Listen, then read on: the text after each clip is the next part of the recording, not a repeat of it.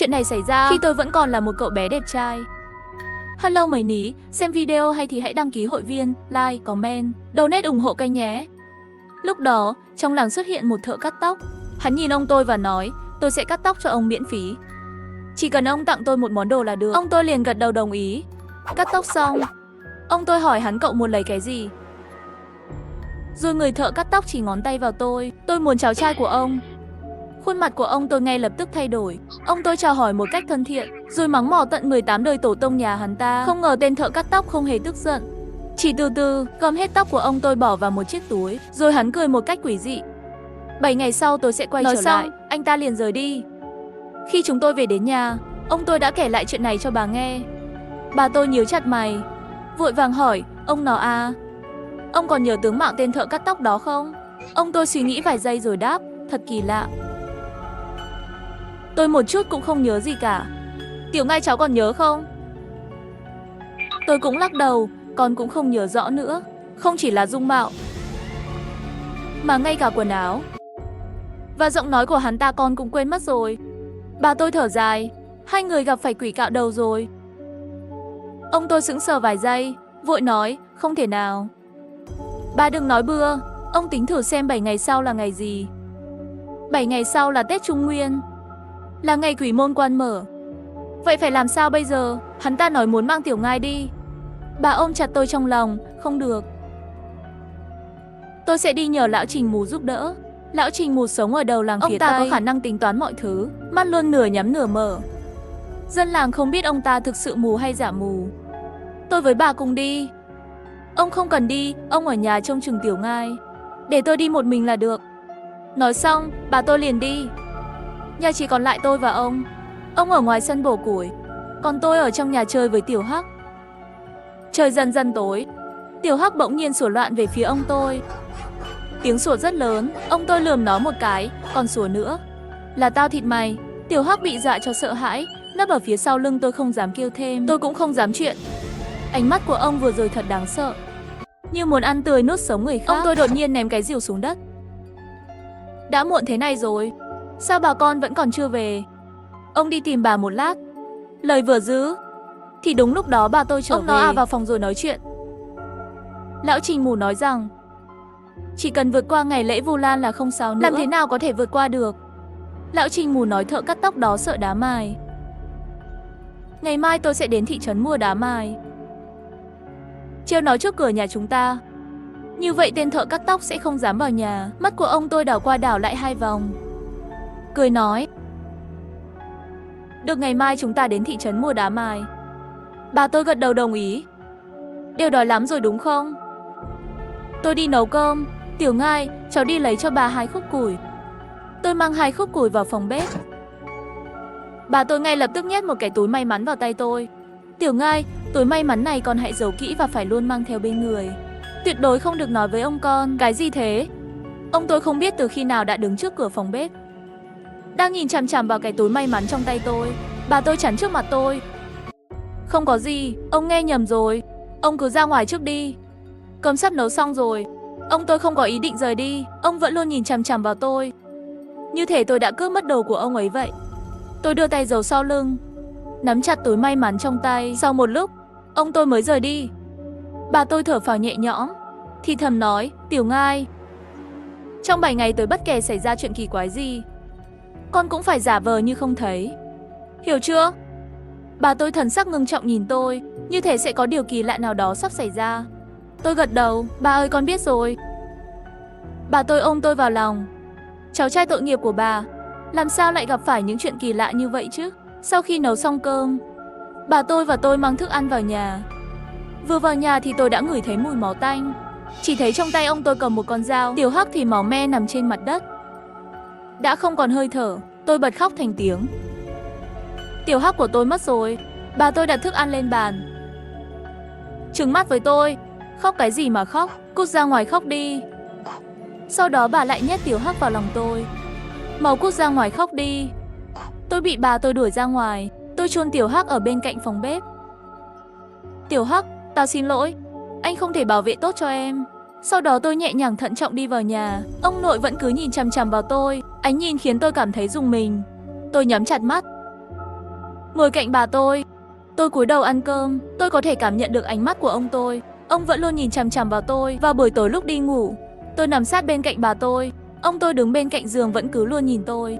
Trên khuôn mặt nở một nụ cười quỷ dị, làm sống lưng tôi lạnh buốt. Có một khoảnh khắc, tôi nghi ngờ người trước mắt không phải là ông tôi, mà là tên thợ cắt tóc đó.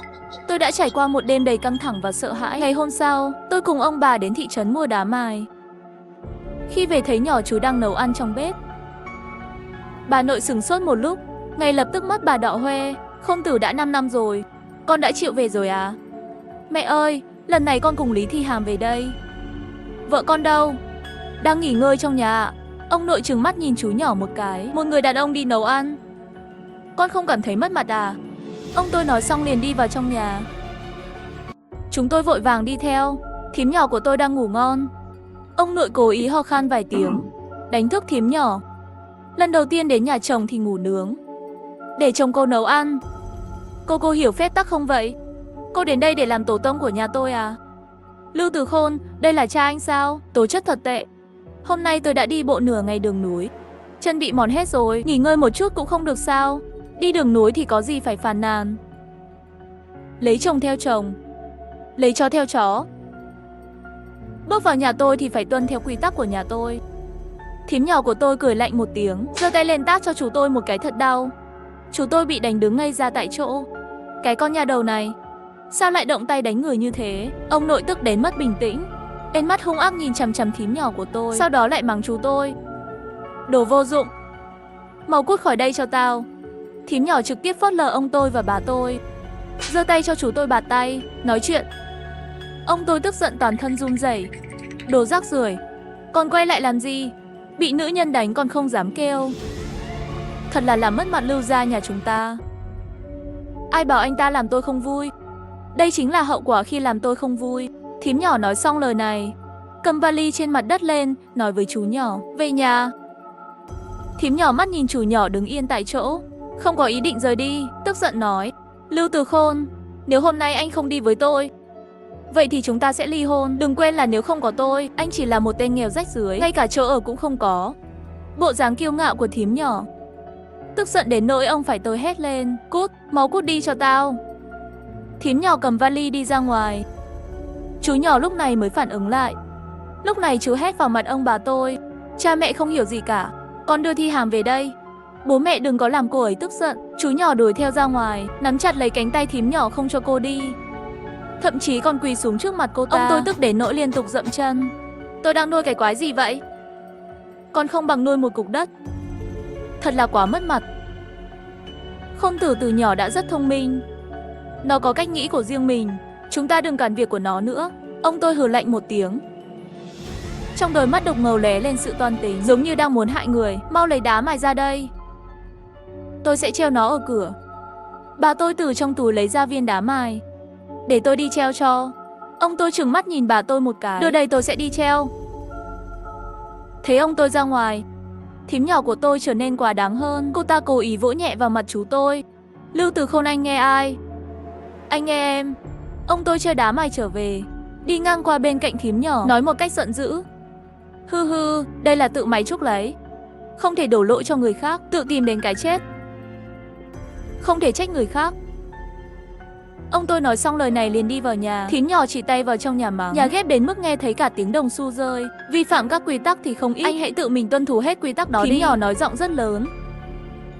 Lúc này hàng xóm thích xem náo nhiệt đã kéo đến xem rất đông. Bà tôi có vẻ không chịu đựng được nữa. Khôn Tử đưa vợ con đến phòng phía tây đi. Chú tôi cố gắng thuyết phục, lúc này mới ôm thím nhỏ đi về phòng phía tây. Ngày mai hãy để chúng cút khỏi đây. Nhìn thấy bọn chúng là liền bực bội. Bà tôi đẩy ông tôi một cái, hướng về phòng phía tây mà nói, Khôn Tử, con và Thi Hàm nghỉ ngơi vài ngày đi. Đợi nghỉ đủ rồi đi. Ăn cơm xong, ông tôi ngồi trên giường đất vẻ mặt không vui. Cũng không biết ông đang nghĩ gì. Bà tôi từ dưới đáy tủ lấy ra một ít tiền. Tôi sẽ đưa số tiền này cho vợ của Khôn Tử. Đưa tiền cho cô ta làm gì? Dù sao cô ta cũng đã là vợ của Khôn Tử, lại là lần đầu tới đây. Ông cũng đừng quản nữa. Bà tôi nói xong lời này liền đi đến tây phòng, chỉ còn lại tôi và ông tôi. Ông nhìn chằm chằm vào tôi một lúc, mở miệng nói, Tiểu Ngai túi may mắn mà bà đưa cho con đâu? Túi may mắn gì à? Trên mặt ông tôi lộ ra nụ cười quỷ dị. Giọng nói của ông trở nên chói tai. Túi may mắn, mau đưa túi may mắn cho ông. Tôi bị dọa sợ chết khiếp, vội vã chạy đến tây phòng. Bà ơi, ông nói muốn con đưa túi may mắn cho ông, mau ra ngoài nói. Bà tôi dẫn tôi ra ngoài sân. Chú tôi cũng đi theo. Bà ơi, vừa rồi ông cứ muốn túi may mắn của con. Giọng nói của ông cũng thay đổi, như muốn dọa chết con. Vậy con đã đưa túi may mắn cho ông ấy chưa? Không đưa. Mẹ, bố con bị sao vậy? Bà tôi do dự một lúc, thì thầm nói nhỏ, bố con gặp quỷ cạo đầu rồi. Tên thợ cắt tóc đó có thể bám theo ông ấy bất cứ lúc nào. Chờ qua Tết Trung Nguyên sẽ không sao nữa. Vậy đám mai treo ở cửa cũng là để ngăn cản thợ cắt tóc sao? Bà tôi gật đầu. Được rồi, không còn sớm nữa. Con quay về ngủ đi. Bà ơi, con sợ. Con cũng muốn ngủ ở tây phòng. Con mang theo túi may mắn bên mình. Con sợ cái gì? Tây phòng phải để cho chú thím ở nữa. Bà tôi kéo cánh tay tôi dắt tôi quay trở về đông phòng. Phía sau đột nhiên có tiếng của thím tôi. Tiểu Ngai nếu đã muốn ở tây phòng thì cứ để nó ở đi, cái này thật không tốt. Không sao, Tiểu Ngai, dù sao con cũng khá thích đứa bé này. Được rồi, Tiểu Ngai, con ngủ ngoan nhé. Đừng làm phiền chủ thím của con nghỉ ngơi. Ba ơi, con biết rồi ạ. Vào ban đêm, tôi mơ hồ nghe thấy tiếng cười hì hì hì bên tai. Tôi từ từ mở mắt. Nhưng những gì tôi nhìn thấy lại là thím nhỏ của tôi. Cô ấy ra hiệu cho tôi đừng lên tiếng. Sau đó hỏi, Tiểu Ngai, túi may mắn của con để ở đâu vậy? Nhanh đưa cho thím xem có được không? Thím nhỏ, thím muốn túi may mắn làm gì? Thím nhỏ tôi không nói gì, nhìn chằm chằm vào tôi. Đột nhiên mặt thím ấy trở nên trắng bệch, đầu cũng bắt đầu lắc lư. Tôi sợ đến mức hét ầm lên, liền bật dậy mới phát hiện là mình nằm mơ. Thím nhỏ vẻ mặt không hài lòng. Ngày mai đừng ở tây phòng nữa. Dọa chết tôi rồi, con gặp ác mộng. Ác mộng gì? Tôi không dám nói sự thật, con không nhớ nữa. Vậy đi ngủ đi, con sợ. Chú nhỏ không tắt đèn được không? Không tắt đèn thì không ngủ được. Lưu Từ Khôn, anh đưa nó đến phòng phía đông đi, phiền chết mất. Chú tôi không đưa tôi về đông phòng, mà là dẫn tôi vào nhà kho. Tối nay chúng ta ở đây một đêm đi. Tôi gật đầu. Bây giờ có thể nói cho chú biết con vừa mơ thấy cái gì không? Chú ấy là chú ruột của tôi nghĩ không cần thiết phải nói dối chú ấy. Con mơ thấy thím con muốn túi may mắn của con. Mặt thím ấy trắng bệch, đầu thì cứ lắc lư, giống như người đang bay. Chú nhỏ sửng sốt vài giây. Tiểu Ngai, túi may mắn đó trông như thế nào? Nhanh cho chú xem. Tôi lấy từ trong áo ra chiếc túi may mắn. Chú nhỏ cầm qua xem một chút, lại đặt nó trước mũi mình để ngửi. Khá khen cho một tên mù. Hắn thật sự có chút bản lĩnh, quả nhiên có chút thủ đoạn. Tôi đưa tay muốn lấy lại túi may mắn. Vội cái gì để chú xem đã. Con ngủ trước đi. Tôi nằm trên giường vô tình ngủ thiếp đi lúc nào không hay. Khi tôi thức dậy, trời đã sáng rồi, chú tôi vẫn còn đang ngủ. Chú ơi, dậy đi, túi may mắn của cháu đâu? Chú nhỏ chậm rãi mở mắt. Túi may mắn gì? Đó là chiếc túi may mắn mà tối hôm qua chú bảo cháu đưa cho chú xem đó. Tối qua chú không có mượn túi may mắn của cháu. Lúc này bà nội bước vào. Bà ngạc nhiên hỏi, hai người sao lại ngủ ở đây? Ba ơi, túi may mắn của con mất rồi. Sao lại mất? Tối qua chú con hỏi con mượn túi may mắn, con liền đưa túi may mắn cho chú ấy. Giờ chú ấy cũng không trả lại con. Chú căn bản không có mượn túi may mắn của con có phải bị dọa sợ đến ngốc rồi không? Chú tôi đã kể lại chuyện xảy ra tối qua, mô tả lại lần nữa. Bà tôi sau khi nghe xong liền ngồi phịch trên mặt đất. Hỏng rồi, túi may mắn bị thợ cắt tóc lừa lấy rồi. Không có túi may mắn, thế thì phải làm sao? Chỉ có thể dựa vào đá mai ở cửa thôi. Nếu đá mai lại có vấn đề, mạng của đứa nhỏ sẽ không thể giữ được nữa. Lúc này bên ngoài nhà kho truyền đến động tĩnh. Có người đang nghe lén. Chúng tôi ra ngoài xem. Là thím nhỏ, em đến xem hai người đã tỉnh chưa? Thím nhỏ của tôi miệng cười cứng ngắc, nhãn cầu xoay qua lại vài vòng, như đang tính toán gì đó. Thi Hàm, con mau về thành phố với Khôn Tử đi. Con vẫn chưa nghỉ ngơi đủ nữa, sao lại phải quay về thành phố? Trong nhà gần đây không yên ổn. Các con mau đi đi. Thím nhỏ nở một nụ cười, giơ tay liền cho chú tôi một cái tát. Nói với mẹ anh, tôi bây giờ chưa muốn quay lại thành phố. Thím nhỏ nói xong lời này, quay người đi về tây phòng. Bà tôi thở dài một hơi. Nếu nó đã muốn tự tìm cái chết, vậy không ai có thể ngăn được. Lúc ăn cơm tối, không thấy ông tôi. Bà, ông đâu rồi à? Ông ra ngoài đi dạo rồi. Đừng để ý ông ấy, chúng ta ăn cơm trước đi. Lần này ông đi dạo lâu thật đấy. Đã đi dạo cả ngày nay rồi. Mẹ, con ra ngoài tìm cha. Con đừng đi, cha con tự biết về mà. Tiểu Ngai, tối nay quay lại đông phòng với bà. Ông tôi không có ở nhà, nhà phía đông chỉ có tôi và bà của tôi. Tối nay tên thợ cắt tóc đó sẽ đến tìm con. Bất kể con nghe thấy âm thanh gì, cũng đừng mở mắt. Nếu con mở mắt, thì thợ cắt tóc sẽ câu mất hồn của con. Tôi gật đầu đồng ý. Không biết đã qua bao lâu, tôi nghe thấy tiếng mở cửa, có người đi vào nhà. Tôi lại nghe thấy tiếng tùng, tùng, tùng, như thể tiếng ai đó đang chặt xương. Âm thanh này kéo dài rất lâu. Tôi không dám mở mắt. Cho đến khi tôi nghe thấy tiếng gà trống, tôi mới dám mở mắt ra. Bà của tôi đã dậy từ sớm. Tôi thấy chú tôi bưng một chậu đầy thịt. Đi về tây phòng. Bà ơi, vừa nãy con thấy chú bưng một chậu đầy thịt. Đi về tây phòng. Thịt đó là để bổ dưỡng thân thể cho thím nhỏ. Bà ơi, con vừa đếm. Tối mai là Tết Trung Nguyên. Vậy tên thợ cắt tóc kia nhất định sẽ đến tìm con. Túi may mắn của con còn bị lừa mất rồi. Tiểu Ngai, đừng sợ. Bà đã giúp con tìm người thay thế. Bà đã tìm ai vậy? Sao nói nhiều thế? Mau ăn cơm đi, chuyện người lớn con đừng xen vào. Trong nháy mắt đã đến Tết Trung Nguyên. Buổi tối hôm đó tên thợ cắt tóc thật sự đã đến. Hắn bị viên đá mài chặn ngoài cửa, hướng vào phía trong nhà gọi: Lưu Lão Lục, mau giao Lưu Ngai ra đây. Lưu Lão Lục là tên của ông nội tôi, Lưu Ngai là tên của tôi. Tôi không nhịn được, toàn thân run rẩy. Đừng sợ, có đá mài hắn không vào được đâu. Tiếng của thợ cắt tóc liền trở nên lạnh thấu xương. Lưu Lão Lục, mau giao Lưu Ngai ra đây. Ông đồng ý sẽ giao nó cho tôi. Ông làm sao lại có thể thất hứa chứ? Sau đó, giọng của thợ cắt tóc liền biến thành giọng nói của một người phụ nữ. Lưu Lão Lục, mau giao Lưu Ngai ra đây.